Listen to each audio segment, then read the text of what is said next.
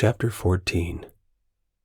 As they came out into the light, Saria blinked several times, her eyes adjusting faster than the others with the exception of Andorn's. Kiana stayed close to Mira, although she kept looking at the dragonborn scales in an almost wide-eyed fascination. Saria also noticed Andorn was glancing every now and then at Kiana, keeping an eye on her without her noticing. "We need to get Kiana somewhere safe," Mira said. "Why don't Yarlin and I take her to the farm or back to the inn, while you, Saria, and Thorgrim hunt for the priest?" Andorn tilted his head to the side for a moment, meeting Kiana's gaze before nodding. "Go carefully. If you get into any trouble or come across the creature, come straight back here. The cave is clearly safer from the creature." Saria watched Mira and Yarlin go with Kiana, noticing Mira put her arm around the woman and escort her away. Yarlin kept his sword drawn, acting as their forward guard, which made Saria feel a little easier, though still tense. "Right," Andorn said.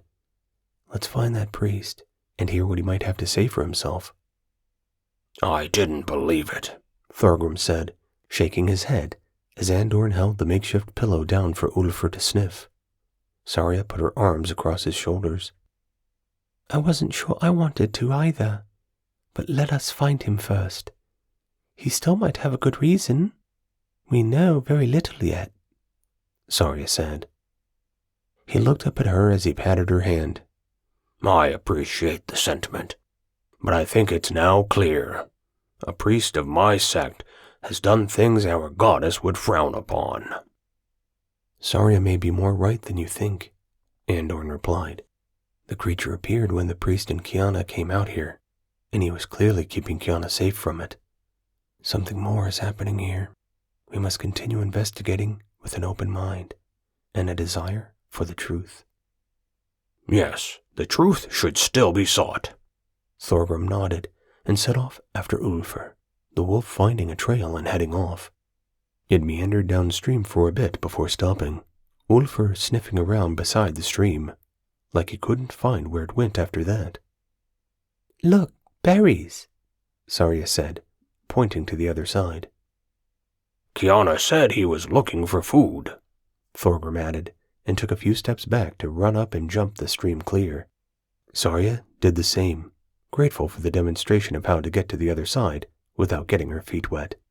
Without truly thinking about it, she'd have walked through and soaked her boots. As she turned, Andorn also ran up, not just jumping, but somehow managing it to look like he might be flying. He bent his knees just the right amount to land soundlessly, his cloak floating down after him. Ulfr was the last to jump across, and almost immediately picked up the priest's scent again. "Where did the creature go?" Saria asked, noticing it definitely hadn't followed the priest. "Its tracks only ever went one way from the caves," Andorn replied, "towards the farms." "Do you think the others are in danger?" she asked. "Perhaps, but no more so than we were, and I don't think it will be much longer now. I don't think the priest will have left her for long." Andorn strode after Ulfr, his eyes flicking to the ground now and then, and his stride quickening. Ulfr seemed to anticipate some kind of quick resolution, and picked up the pace, forcing Saria to stride along at a rate she felt uncomfortable with, and Thorgrim to begin jogging to keep up. Saria was just about to ask Ulfr to slow a little when Andorn almost halted, reaching a hand out to Ulfr to also still him, the only other person who dared touch the wolf. Ulfr looked to Saria, but paused as well. Slowing, she came to the wolf's side, looking ahead. For a moment, she didn't know what she expected to see, but evidently she caught the hint of movement, a bush rustling and just showing a man as he tried to tie something inside it. A thin rope ran from where his hands must have been out behind him. Was he laying a trap? If so, it was the strangest trap Saria had ever seen. But she usually used her bow to hunt for food and didn't know how others would manage without proficiency with long-range weapons. "John?" Thorgrim asked as the man began to back out. Glaring at him, Andorn moved to the side slightly to let the dwarf through. The priest visibly jumped before whirling around. Immediately, Thorgrim lifted his holy relic and showed it to the priest. Visibly relaxing, the priest took a few steps forward. I don't believe we've met, but you clearly know who I am. Did our order send you to aid me? Not as such, Thorgrim replied. I stumbled upon Fentonia a few weeks ago, and after working with my friends to help them sort out a rogue butler, I have been serving at the temple. When no other replacement came, and it began to look like you had left in a hurry without the order's full understanding, we came to look for you. Then you don't know why I left? He asked, his eyes widening and darting between them. Not entirely, but we've found Kiana, Saria said, her voice gentle. Her brother asked us to also make sure she was safe. Safe? He doesn't know then? The priest's eyes fixed on Saria, his breathing increasing as he backed up a little. All he knew was that she was missing.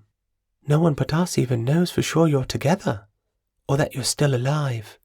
Saria didn't move forward, still trying to read him and work out what was going on. He appeared frightened, but was it due to guilt or another reason?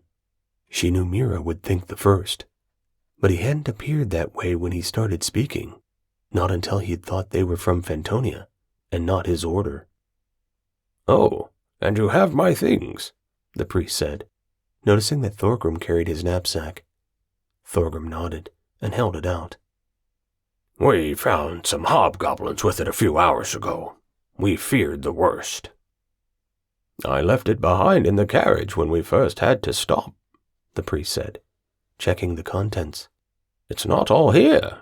What was left of my wealth is gone. What is missing? Coins? Andorn asked, a hand slipping towards the inside pocket he seemed to keep their money in, but not pulling anything out. No, I used all the coins I had staying at the inn. It kept us safe for some time, but it was no longer a good place to stay. No, I only had a few precious gemstones left, enough to go back to the inn for a while once we were safe again, or find us somewhere more permanent. Now I fear that option is lost. Andorn pulled out the little pouch Yarlin had found on the dead hobgoblins. We found this on the creatures as well, Andorn said. I believe it belongs to you. Oh, thank you. Thank you so much. I left so much in Fentonia when I left. I know it's strange. It was just for the best. Did something happen in Fentonia? Andorn asked, confirming what Saria was thinking. Something that made you run. Sort of. Well, yes, but, well, it's complicated. If you truly don't already know why I brought Kiana out here. So you did take her? Saria asked, unable to help herself. Not unwillingly. Once again he looked frightened, as if they might judge his actions harshly. Then it sounds like you've got a story to tell. We've only assured Bernard and the sisters that we'd let them know you were alive, Andorn replied. If there's a good reason for your leaving, then we'll all hear it and be on our way. We're only a threat to creatures of darkness and those doing evil. Well, I can't assure you that you'll like what I have to say, especially about Kiana and her safety. But come, since you've found her, let us go back to the cave, and we can all talk about this. You might be able to help. It looks like you've seen an adventure or two, and if you truly wish to deal with evil, I want for nothing less. The priest went to walk past the group and on towards the caves, but none of them moved after him. Kiana isn't in the cave anymore, Andorn said. She's with the rest of our group. You freed her? He asked. Andorn nodded. Oh, no. Immediately the priest looked up at the sky. We've got time. Got time until what? Saria asked, but she was already starting to suspect.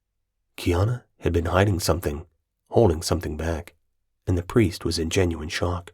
But both of them were afraid, not just one of them. What were they afraid of? "Come," he said. "We'd better talk on the way and catch up to your friends. It's not an easy tale to tell. But first, would you mind if I ask a question of you all? You say you dealt with an evil butler. Are we thinking of the same butler?" The mayor's, Andorn replied, studying the priest as he spoke. The priest relaxed a little and exhaled, taking strides towards the caves. "Then yes, the same one. Tell me, did you ever enter his house?" That's 2 questions, but I believe I understand where your questions lie, and I can confirm our knowledge. The creature he had locked in the basement. It's dealt with. It can't harm anyone any longer. The priest nodded again, but this didn't seem to bring him as much comfort. "I'm glad that there's no longer a risk of it hurting others. It was beyond my skill to dispose of, although Kiana asked me to. As I believe the other servant woman, Millie, would have asked me too, had the butler not removed her tongue." "If you knew all this, why didn't you go to the mayor?" Thorgrim asked, clearly growing agitated. "Because I had no way of knowing the mayor wasn't also responsible. He wasn't particularly interested in the doings of the town very often, preferred to keep to himself.